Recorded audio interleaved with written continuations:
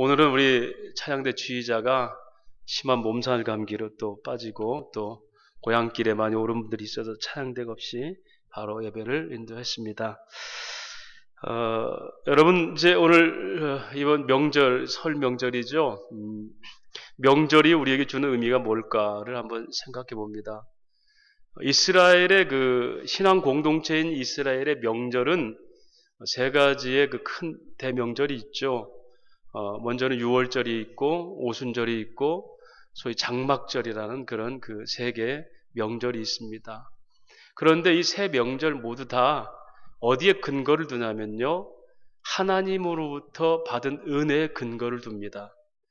먼저 유월절 한번 볼까요? 바사흐라는 그런 히브리 단어는 넘어가다, 덮으다 뜻입니다.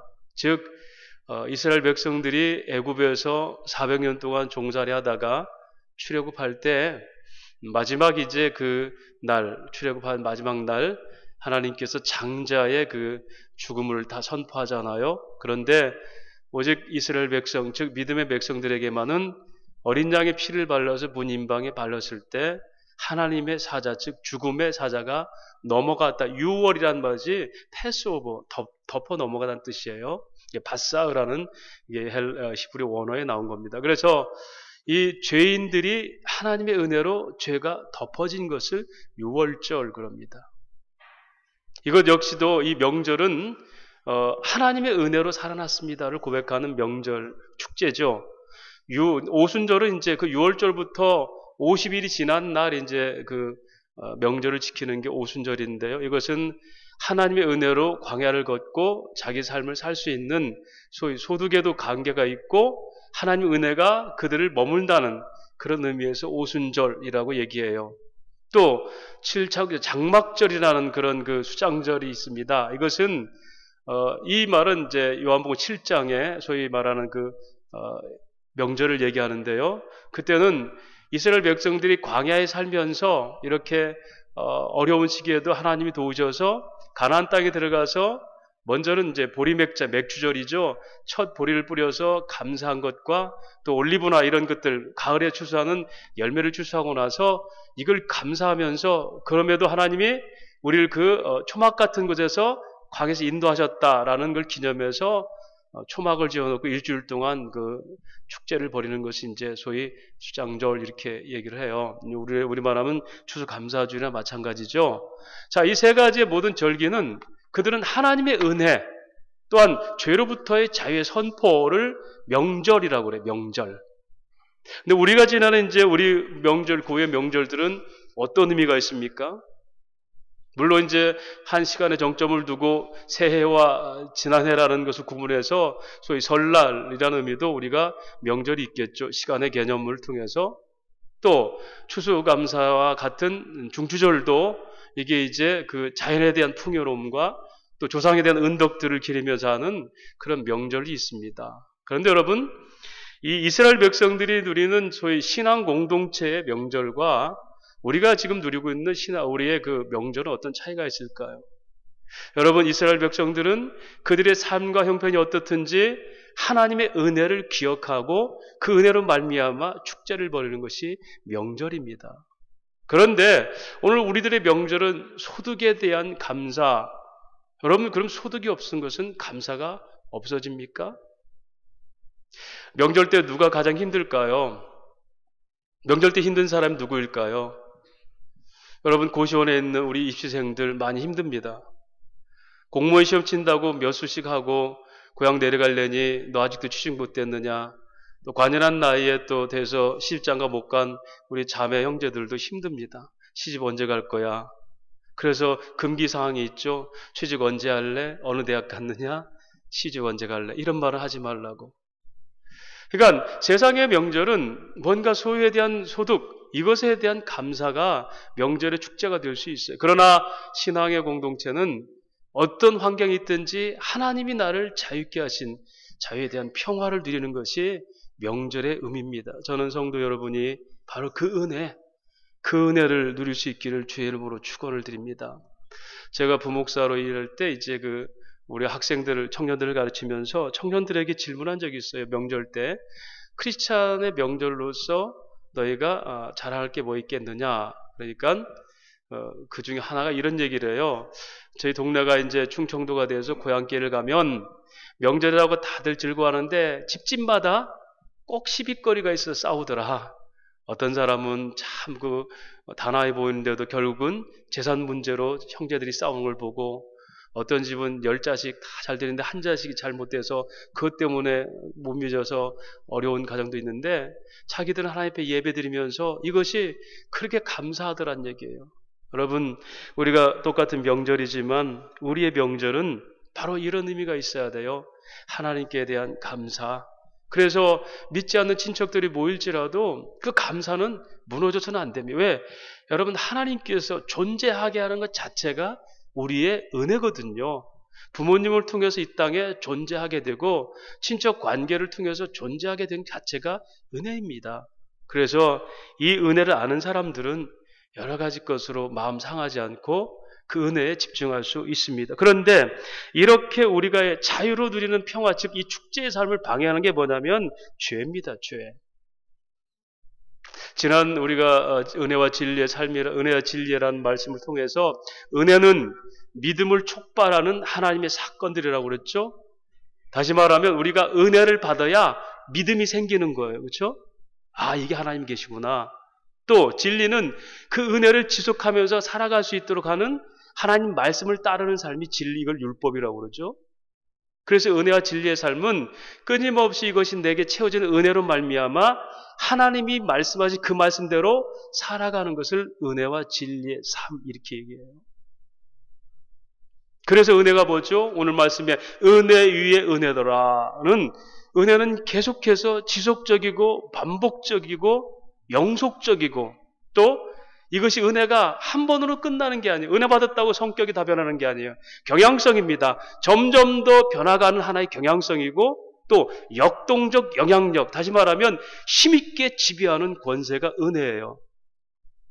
하나님의 백성들은 이렇게 끊임없이 은혜를 매일마다 받으며 그것이 나를 지배하여서 소위 죄를 이기고 사는 것을 은혜와 진리의 삶이라, 이렇게 정리를 할 수 있습니다. 그런데 여러분, 성도인 저와 여러분에게는 죄라는 말을 이제 써서는 안 돼요. 성경이 말하는 죄는 에베소 2장 1절에 하말티아, 파랍토스, 죄와 허물이라고 해요. 죄와 허물. 이 하말티아라는 뭡니까? 하나님의 기준에서 벗어났다예요. 그렇죠? 저와 여러분이 하나님의 기준에 벗어나서 죄악의 열매로 지옥에 갈 사람들을 긍휼에 풍성하신 그리스도를 통해서 우리 구하신 것이 구원 사건이고, 이것이 우리에게 이루어진 것을 의롭다함을 받았다는 거예요. 이걸 인정하는 것을 나는 거듭났습니다라고 고백하는 거예요. 자, 이렇게 됐다면 죄가 더 이상 우리에게 영향력을 끼칠 수 있어요, 없어요? 없어야 되는 게 맞아요. 그렇죠? 그런데 여전히 영향력을 끼치고 사는 게, 이게 어떻게 된 거예요? 죄는 우리에게 절대적 지배는 끝났습니다. 왜요? 죄는 이미 못 박혀버린 거예요. 갈라디아서 5장 24절에 그리스도 예수의 사람들은 십자가와 그 정욕과 욕심을 못 박아버렸나니, 그렇죠? 이미 과거에 칭의, 이미 우리가 나기도 전에 창세전에 의롭다 여김을 받은 우리들이에요. 그리고 성화, 현재에서 그걸 거룩하게 변화가는 것이고, 영화, 주님 다시 오실 때 완전히 변화가는 것이 이게 구원의 삼시제예요. 과거, 현재, 미래. 이게 이미 다 우리에게 이루어진 거예요. 그렇다면 그걸 흐트러놓는 죄는 더 이상 우리에게 영향력을 끼치지 못해야 될 텐데, 우리는 그 영향을 받고 살고 판판이 넘어지고 살고 있거든요. 그래서 이게 무슨 건가? 과연 이 은혜와 진리의 삶을 지속하지 못하게 하는 이 죄의 영향은 뭔가? 이것을 아는 것이 중요한 겁니다. 그래서 저는 개인적으로 죄라는 말을 쓰지 마십시오. 그건 이미 절대적 지배를 못해요. 상대적으로는 지배할 수, 왜? 죄를 용서받았어도 오염된 우리의 속성이 있기 때문에 우리가 어떻게 기대냐에 따라서 그것에서 지배를 받게 사는 거예요. 그래서 죄라는 말보다는 성경대로 이렇게 합니다. 성도가 짓는 죄의 모습은 육체의 소욕과 몸의 행실이라고 얘기해요. 갈라디아서 5장 17절에 육체의 소욕은 성령을 거스리고 성령에는 육체를 거스리나니 이 둘이 서로 대적함으로 너희가 원하는 것을 못하게 하려 함이라. 안티케이마이라는 단어를 썼죠. 서로 싸움으로 너희가 원하는 걸 못하게. 즉 육체의 소욕은 성령을 방해하는 거예요. 성령은 또 육체를 방해해서 서로 내가 선하고 싶어도 육체는 선하게 못하게 만들려고 그러고, 또 성령은 뭐라고 그래요? 악한 나를 선하게 자꾸 인도하시려고 그래요. 이것이 바로 서로 대적한다. 그래서 육체의 소욕을 사르코스 에피투미아, 사르스라는 단어는요, 육체라는 걸 했지만 하나의 뭐냐면 소위 그 감정적인, 소위 정신적인 어떤 하나의 그 감정적인 정서를 얘기해요. 이것이 육체의 소욕. 그러니까 우리가 욕망이라는 것이 어떤 육체적 표현이라보다는 정신적 표현이잖아요. 마음의 표현. 이것을 소위 사르크스 에피투미아, 이 육체적 소욕, 이렇게 얘기하고요. 로마서 8장 13절에 보면 너희가 육신대로 살면 반드시 죽을 것이르되 영으로서 몸의 행실을 죽이면 살리라. 이때 몸의 행실이 소마토스 프락시스. 소마라는 것은 그릇이에요. 이건 몸뚱아리. 아까 사르크스라는 것은 어떤 정서적인 거라면 이 소마라는 몸뚱아리. 그래서 정신적으로 마음에 결정한 것을 몸뚱아리 가서 죄를 짓는 것을 죄와 허물이라고 얘기할 수 있어요. 그러니까 이런 것들이 우리에게 존재해 있다는 거예요. 그러면 이걸 한마디로 뭐라고 하냐면 에베소 2장 3절에 너희가 전에는 세상 풍습을 쫓아, 세상 풍습이에요. 마음에 원하는 대로 행하여 본질상 하나님의 진노의 자녀였다라고 얘기해요. 그러니까 우리가 죄야라는 것은, 성도의 죄는 이미 하나님께서 다 용서하심에 불구하고 여전히 내 안에 잔재해 있는 죄의 오염물질인 육체의 소욕과 몸의 행실들이 남아있어서 끊임없이 죄의 유혹을 받게 돼 있다는 거예요. 이것을 이기는 게 뭐죠? 은혜로 육체를 지배하고 사는 삶. 이거를 무너지면 은혜는 잃어버리고 세상대로 살아버리는 거. 성도가 이렇게 두 가지의 지배를 받을 수 있어요. 그래서 성도는 절대적 지배가 아니라 상대적 지배예요. 그런데 여러분 아쉽게도 이 상대적 지배가 누구에 의해서? 나에 의해서 지배당한다는, 이걸 부토스라, 부토스. 마귀로 틈을 타지 못하게 하라. 우리 욕심이 틈을 내줘서 사단이 들어와서 내 마음대로 나를 자기 마음대로 재워버리는 거예요. 이것을 죄를 짓다, 이렇게 얘기합니다. 은혜와 진리의 삶은 이렇게 죄의 경향성 있는 우리들에게 끊임없이 하나님 은혜를 깨닫게 해줘서 말씀 따라 살아서 하나님의 은혜가 주어진 그 내용대로 살아갈 수 있도록 인도하는 것을 은혜와 진리의 삶이라 이렇게 말할 수 있어요. 그런데 여러분, 그렇게 제어하지 못하면 어떤 일이 벌어지죠? 인생의 자살골을 먹어버려요. 에스키모인들이 늑대를 사냥할 때 늑대 그 야성의 심리를 잘 이용한다고 그러죠. 날카로운 칼을 거꾸로 땅에다 박아놓고 거기에 짐승의 피를 묻혀놓으면 피냄새를 맡고 달려든 늑대가 그 칼을 빨아먹어요. 그러다 보면 어느 순간인가 자기 혀가 베어지고 입이 찢어지면서 자기에서 피가 나오는데 얼마나 맛있게 받아먹는지 결국은 피를 다 쏟고 죽는 거랍니다. 이것이 죄의 영향력이에요. 끊임없이 탐욕을 부리고 먹었는데 보니까 자기를 죽이는 거예요. 여러분, 우리가 축구 경기에서 자살골을 먹을 때는 참 아쉽죠. 근데 열심히 하다 걷어내다가 이렇게 수비가 들어가는 것은 어쩔 수 없어요. 그런데 마음 먹고 지금 한국과 일본이 결승전 하는데 마지막 1분 남겨놓고 한국 선수가 뒤로 돌아가지고 뻥 차가지고 우리 골문에 탁 넣었다. 그 사람 어떻게 될 것 같아요? 본인도 힘들지만 국가를 욕먹이는 거 아니에요? 죄가 주는 영향이 바로 그거예요. 죄의 궁극적인 목적이 뭔지 압니까? 하나님의 백성이 하나님의 은혜를 받지 못하고 예수 믿어도 늘 슬프고 괴롭고 힘들게 살게 만드는 것과 그걸 보는 하나님의 마음을 아프게 하는 게 죄의 궁극적인 목적이에요. 자기도 자살골 먹어서 힘들고 나라까지도 망신시키는 거, 이게 어떻게 일어났죠? 얼마 전에 부천의 목사 박사 사건 아닙니까? 개인의 얘기가 아니잖아요. 하나님 나라 믿는 백성들의 얘기고 교회에 대한 얘기 아닙니까? 사단은 그걸 노리는 겁니다. 다음 주는 제가 죄가 어떤 존재인지를 설명할 거예요. 여러분, 지피지기면 백전백승이에요. 죄를 모르면 죄를 못 이기고, 근데요 아쉽게도 죄를 볼수록 우리는 죄를 못 이깁니다. 지피지기면 백전백패예요. 지복지기, 그 복음을 알면 백전백승할 수 있어요. 100전 100승. 100전 100승. 100전 100패. 100전 100패예요. 지복지기, 그 복음을 알면 백전 100패예요. 지복지기, 그 복음을 알면 백전 100승할 수 있어요. 100전 100승. 100전 100패. 우리는 너무 이 죄에 대해서, 사단의 존재에 대해서, 내 마음에 무너지는 것에 대해서 너무 무관심. 왜요? 그게 사단의 전략 중에 하나거든요. 무관심하게 해서 중독되어 버리는 거. 아, 우리는 몸이 약해서 어쩔 수가 없어라고 해버리게 하는 거예요. 속이는 거죠. 보세요. 자잘골을 넣는데 그것도 일부러 넣는 거예요. 우선 앞에 있는 뭐가 내게 있으니까. 여러분, 부천의 목사 그 아이 살인 사건은요, 어떤 분들이 이렇게 평가합니다. 그것은 우리 민족의 체면 문화에 있는 것이다. 성경을 제대로 이해하지 못한 것에서 나온 거죠. 여러분, 그럴 때 그렇게 해서 아이가 죽었을지라도 정말 그가 정말 하나님 백성이라면 거기서 자수하고 자기가 받는 개인적인 체면이 뭐 있어요.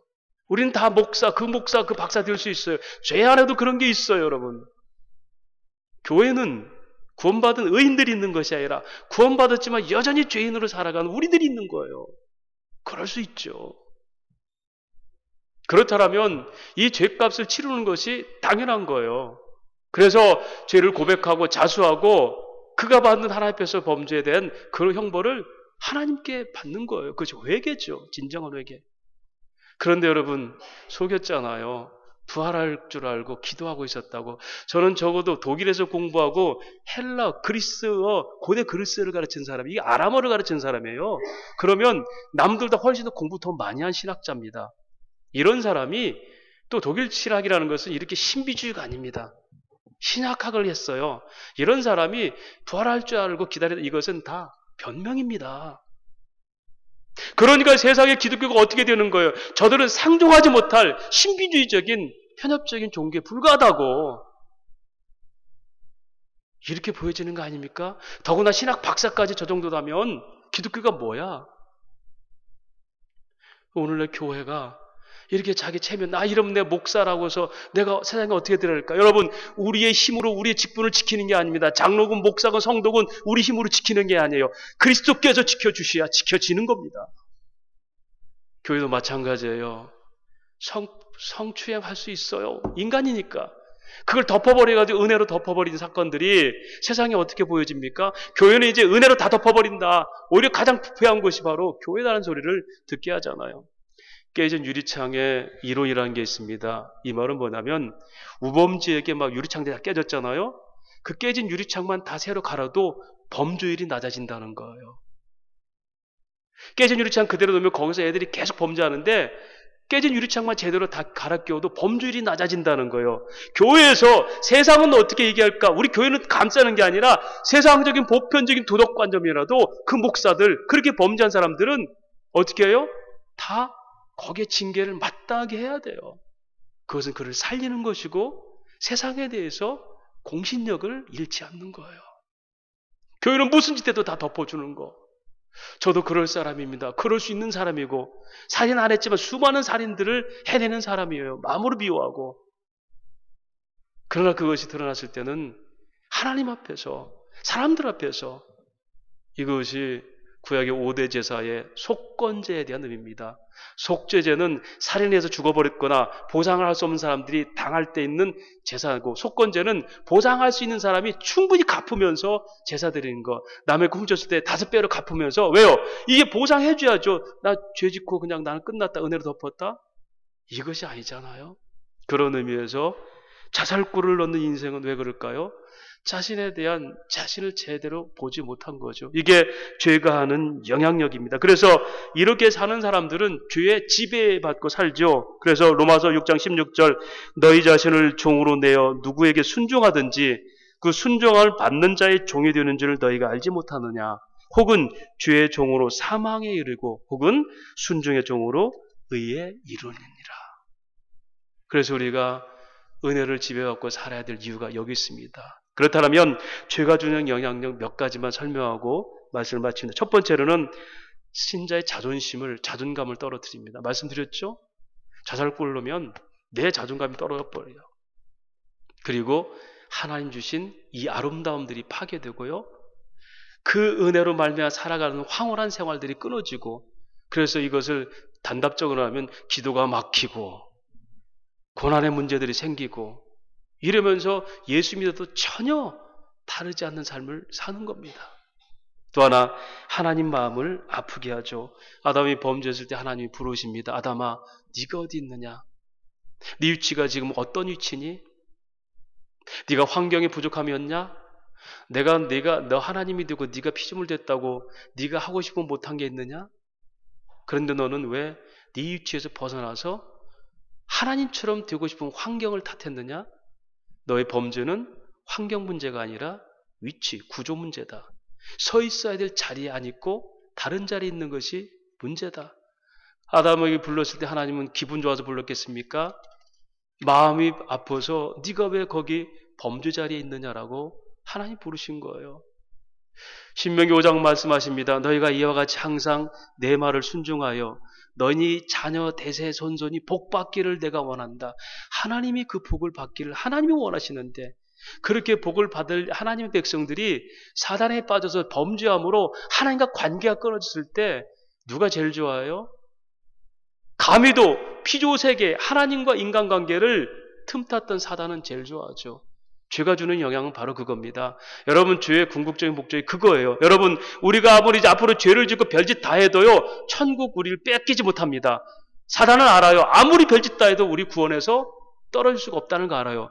그렇다면 우리를 유혹할 이유가 뭐가 있어요? 그겁니다. 하나님 백성이 하나님 백성답게 살지 못하게 하고 그렇게 창조한 하나님의 마음을 아프게 해서 세상을 엉망 만드는 거, 이게 사단의 목적이에요. 그래서 여전히 신자가 성도가 죄의 오염을 받는 것은 하나님 마음을 아프게 하는 것. 두 번째로는요, 다른 사람의 죄를 슬퍼하지 않아요. 여러분, 이 땅에 교회를 세우셨고 저와 여러분을 그리스도인 이 땅에 살게 하는 하나님의 목적이 뭐죠? 더 현실감 있게 얘기할까요? 왜 돈 버십니까? 왜 자녀들이 대학 가기 원하십니까? 왜 오늘 여기에 예배 드리십니까? 왜 주님 부르고 기도하십니까? 목적이 뭐예요? 그리스도 기독교의 교회가 뭘까요? 구약은 빼고 신약의 교회가 어떻게 세워져요? 예수님께서 부활하시고 승천하시면서 성령님을 통해서 뭘 가르쳐요? 그리스도가 예수다는 걸 가르쳐주고 교회는 이 땅 끝까지 이 사명 감당하는 거예요. 즉 하나님께서 예수를 통해서 어떻게 구원받는 방법과 그리스도가 구세주인 것을 세상에 알려서 성령님을 통해 깨닫게 하시고 그걸 증거하고 주님 오실 때까지 전하는 것이 교회의 사명입니다. 이것 때문에 돈 벌고 이것 때문에 대학 가고 이것 때문에 가정생활하는 거예요. 그런데 여러분, 다른 사람을 고소하고 자기 죄에도 슬퍼하지 않는 사람이 다른 사람의 영혼의 죄 때문에 애통하며 기도할 수 있겠습니까? 타인의 죄에 대해서 슬퍼하지 않아요. 오히려 예수 믿는 사람은 다 이렇게 범죄하는구나, 자기 면피로 생각해요.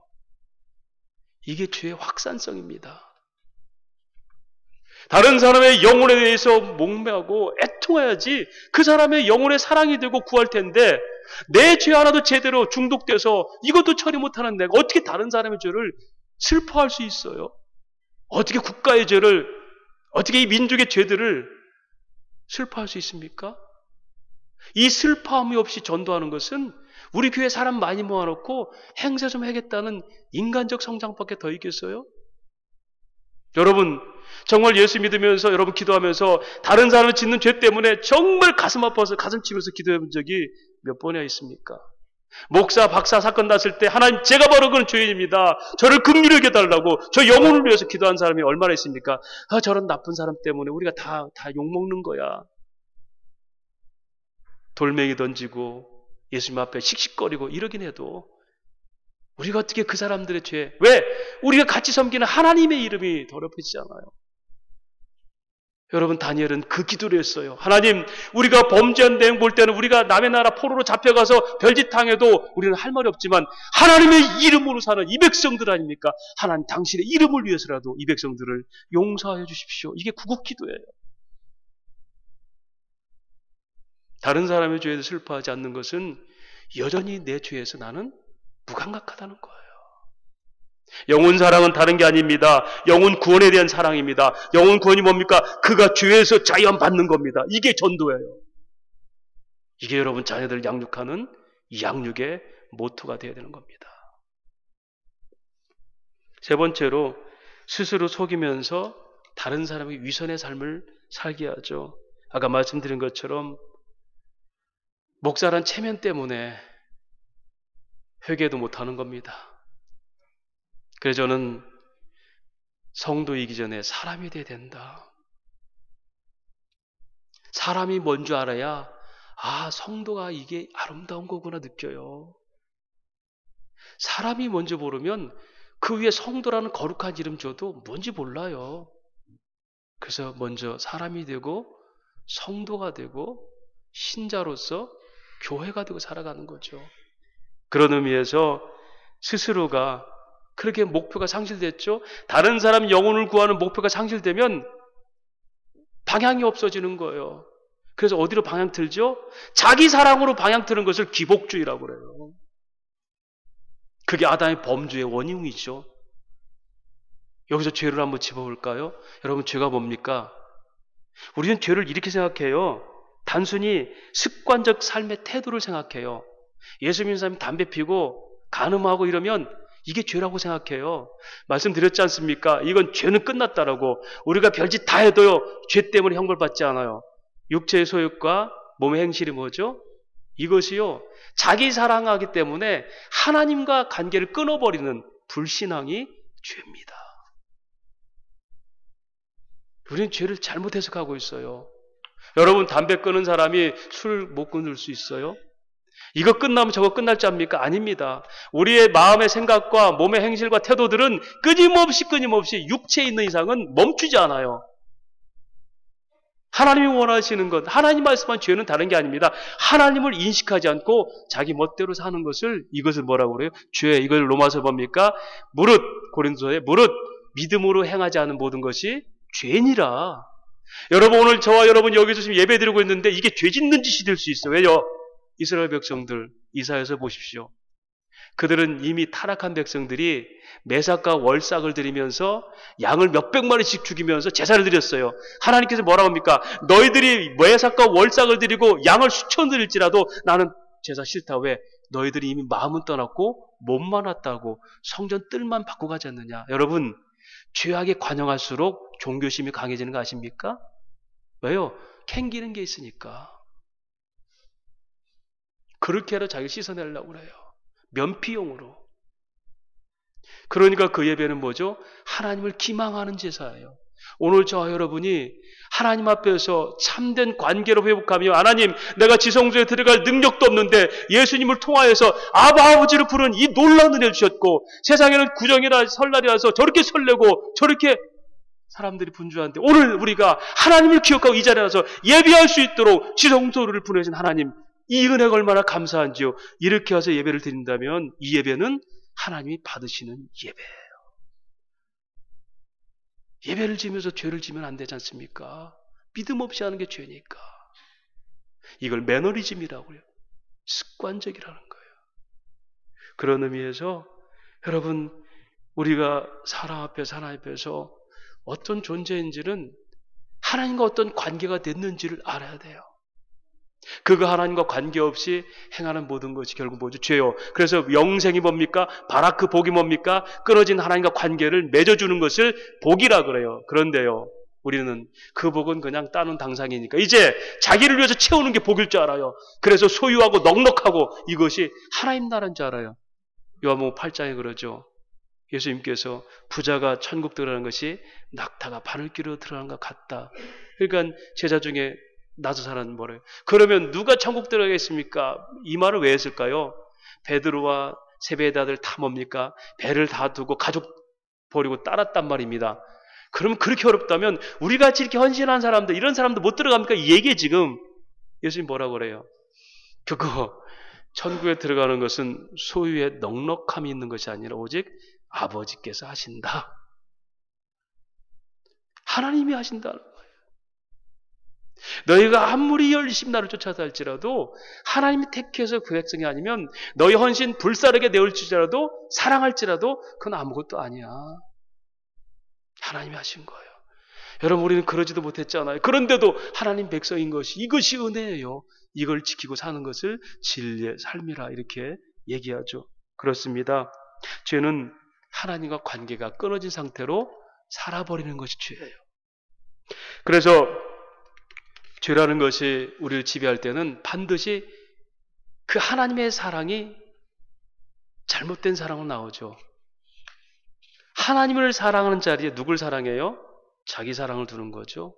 이것이 디모데후서 3장 1절부터 이겁니다. 너희는 이것을 알라. 말세에 고통하는 때가 이르러 사람들이 자기를 사랑하며 돈을 사랑하며 자랑하며 교만하며 비방하며 부모를 거역하며 감사하지 아니하며 무정하며 정이 없으며 원통함을 풀지 않고 끊임없이 악을 품고 모함하며 절제하지 못하며 사나우며 선한 것을 좋아하지 않냐며 배신하며 조급하며 자만하며 쾌락을 사랑하기를 하나님 사랑보다 더하며, 한마디로 얘기할까요?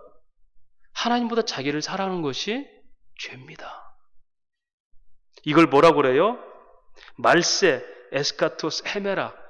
말세라는 것은 주님이 와서 이미 심판이 시작된 겁니다. 말씀이 선포되면서 말씀대로 살지 못하는 자가 이미 심판을 받는 거예요. 하나님 백성도 말씀대로 진리에 살 못하면 이 땅을 지옥같이 살아요. 말씀이 선포된 것은 말씀에 대한 반드시 형벌이 있죠. 그 형벌은 믿지 않는 자는 지옥이지만 믿는 자조차도 그 말씀대로 못 사니까 지옥 같은 인생을 이 땅에 사는 거, 받을 상을 받는 거예요. 내가 지금 우리의 수고가 고통으로 오는 거예요. 그게 뭐다? 자기 사랑하고 돈을 사랑하며 하나님보다 쾌락을 사랑하는 것이 이게 뭐다? 지옥이라고. 이것을 고통하는 때를 칼레포스 카이로라는 단어인데요. 이 칼레포스라는 고통의 단어는 어디냐면 누가복음 16장에 지옥에 가 있던 부자가 아브라함에게 고통 중에 부르짖되, 고통이 이게 칼레포스예요. 즉 이 말은 뭐냐면 하나님 백성들이 이 땅에 살면서 지옥과 같은 고통으로 사는 때가 있으니 자기를 사랑하는 사람이며 돈을 사랑하는 사람이며 쾌락을 하나님보다 더 사랑하는 사람, 이 사람이 하나님 백성일지라도 땅짓자 감옥옷자 이 땅의 지옥을 사는 사람이다. 이게 뭐죠? 은혜가 없이 사는 하나님 백성들의 삶을 얘기해요. 가끔씩 저는 말씀을 묵상하면서 바로 그게 납니다. 그렇습니다. 이것이 자기 사랑이죠. 자기 사랑. 여러분, 성경을 이렇게 왜곡시켜서 자기 사랑을 채우는 것을 복이라 하는 것이 기복주의입니다. 기복주의. 자기 사랑의 극치가 아담의 범죄였습니다. 내가 하나님보다 높아지고자 하는 것. 그런데 여기서 칼레포스 카이로라는 단어가, 카이로이라는 단어와 아이언이라는 단어가 있어요.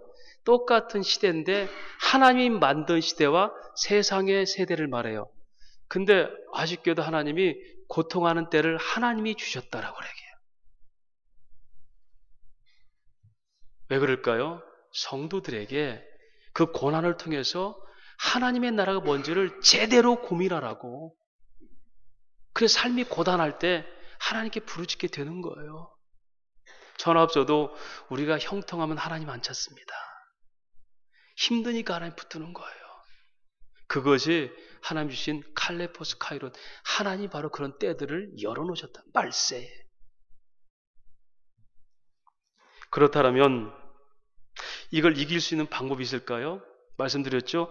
지피지기면 백전백승인데 세상은 그 병법은 그럴지 몰라도 성경은요, 사단을 알면 백전백패입니다. 왜요? 사단을 이길 수가 없죠. 왜?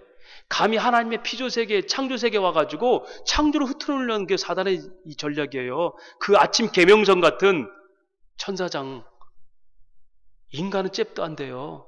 우리가 가장 잘 넘어지는 것을 사단은 다 갖고 있어요. 그래서 끊임없이 그 앞에 펼쳐놓는 겁니다. 그래서 직분대로 시험 들게 하고요.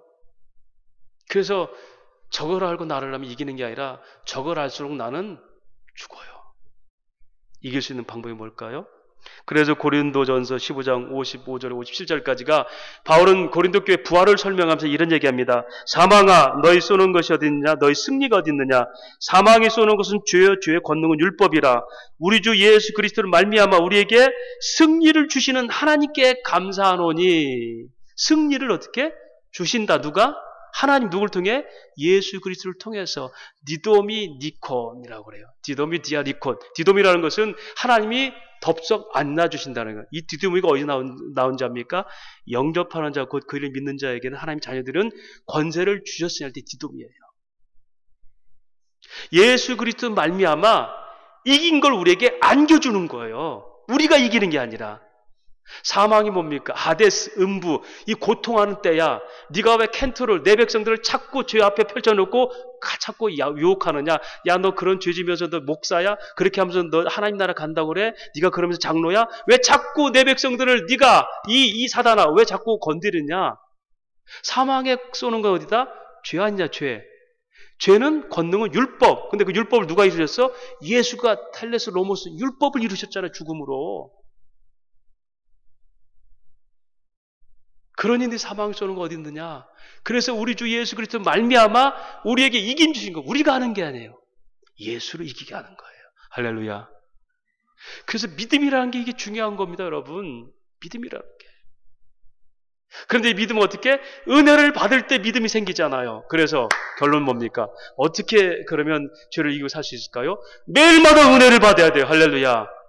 그래서 매일마다 기도하고 묵상하고 말씀 듣고 예배가 그렇게 많은 겁니다. 여러분 예배가 많을수록 왜 들으면 그리스도 말씀으로 말미암다 그랬잖아요. 진리를 거룩하게 해서 아버지 말씀이 진리입니다.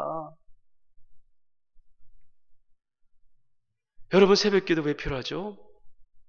여러분 한 번 말씀 듣고 그걸로 일주일 이겼다면 저부터 목사부터 주일 낮 예배 한 번만 인도합니다. 피곤하고 왜 그래요? 저는 새벽기도 준비 1시간 반을 준비하고 30분 설교해요.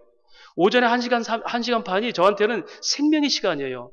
뿐만이겠습니까? 그걸 준비해놓고 시도 때도 없이 기도하는 겁니다. 잠자리 들기 전에 기도하고 일어나서 기도하고 그렇게 살아도 저는 여전히 죄에 넘어지는데요. 여러분은 어떻게 사십니까? 그런데도 일주일에 한 번 가는 것보다 힘듭니까? 그러니 방법이 없는 거예요. 방법이. 그래서 여러분 똑같은 아주 지루한 얘기 할까요? 열심히 성경 보십시오. 무엇보다 신앙생활 열심히 하십시오. 그게 경건의 영심이고 경건의 능력입니다. 이제 신앙생활 하더라도 내가 와서 내 사랑으로 와서 예배드리는 게 아니라 하나님의 사랑으로 그 말씀을 갈급하면서 이렇게 예배 드려보세요. 생활이 달라지고 삶이 달라지는 거예요. 이게 연속적이고 지속적이며 반복적이며 역동적인 영향을 끼치면서 은혜로 죄를 지배하고 사는 성도의 은혜와 진리의 삶입니다. 할렐루야. 다른 방법 없어요. 다른 방법. 그래서 신앙은 훈련이라 그렇게 얘기합니다. 백전백패 당할 걸 그리스도가 백전백승하신 걸 믿는 것을 복음이라고 해요. 복음. 그래서 비로소 이제 고린도서 5장 58절에 그러므로 부형들아 너희가 힘써 주의 일을 하라. 너희 수고가 헛되지 아니하면 이 힘써 주의 일이 뭡니까? 열심히 신앙생활하는 거예요. 그것만이 너희 삶을 헛되게 보내지 않는 기름길이다. 이것을 하나님의 일 그래요. 주의 일. 요한복음 6장 29절에 예수께서 대답하여 가라사대 때 하나님 보내신 자를 믿는 것이 하나님의 일이니라. 하나님을 믿으려면 어떻게 해야 돼요? 그 말씀을 들어야 됩니다. 그 말씀들이 살면서 어떻게 펼쳐지기 위해서 하나님 뜻을 구하는 기도가 있어야 됩니다. 생활의 삶 속에서 하나님 역사하는 걸 체험하는 선한 일을 맛보는 것입니다. 이것이 통틀어서 신앙생활, 이것이 은혜와 진리의 삶이고 이렇게 은혜를 받고 사는 사람은 죄를 이길 수 있는 것을 에베소 5장 16절 말하죠. 성령을 쫓아 행하라. 그러면 육체의 소욕을 이루지 아니하리라. 사랑하는 여러분, 오늘 명절이죠. 이제 명절 주간입니다.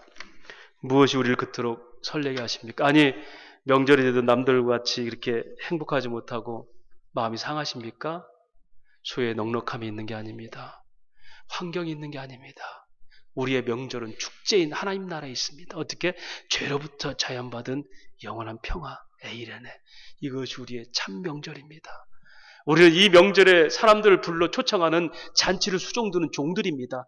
아버지께서 벌린 잔치 뭐든지 다 있는데 사람들 불러서 먹이는 것이 우리의 청지기적인 일입니다. 이것이 돈 버는 일이고 우리가 공부하는 일이고 성장하는 일입니다. 어떻게라도 더 아픈 사람들, 힘들어하는 사람들, 죄로 고민하는 사람들을 어떻게 하면 제대로 불러서 제대로 이 복음을 먹일까? 이것이 교회의 사명입니다. 그러기 위해서는 내가 은혜로 채워지지 않으면 안 됩니다.